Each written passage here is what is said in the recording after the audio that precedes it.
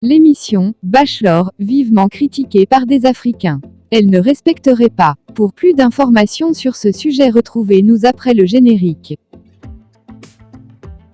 Mais avant de commencer, n'oubliez pas de vous abonner et d'activer la cloche de notification pour ne pas manquer nos prochaines vidéos. Bon visionnage.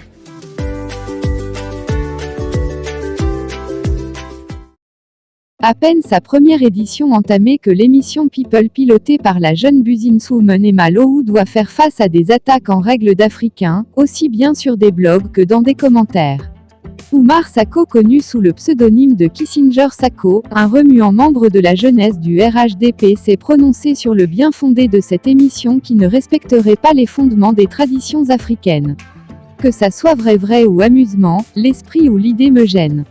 Dans ma conception, ce sont les femmes que les hommes devraient courtiser.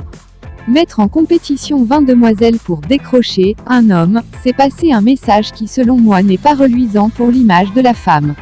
Un message qui pourrait conforter certains hommes frivoles et irrespectueux pour arriver à un autre niveau de banalisation de la femme. Les médias formatent nos sociétés sans qu'on ne s'en rende compte. Faisons attention.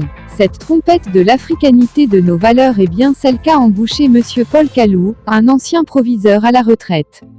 Dans un long texte publié sur son compte Facebook ce 17 octobre 2022.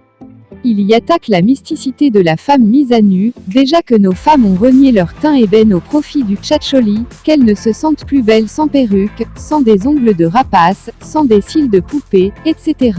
Allons-nous aussi briser le tabou qui fait d'elle un mystère à découvrir? Simple. Il y a certes la dimension ludique, mais s'est-il interrogé, toute activité ludique a toujours une fonction sociale qui peut aller de la simple distraction à la formation, à l'éducation. Dans quel cadre s'inscrit la fonction sociale du bachelor?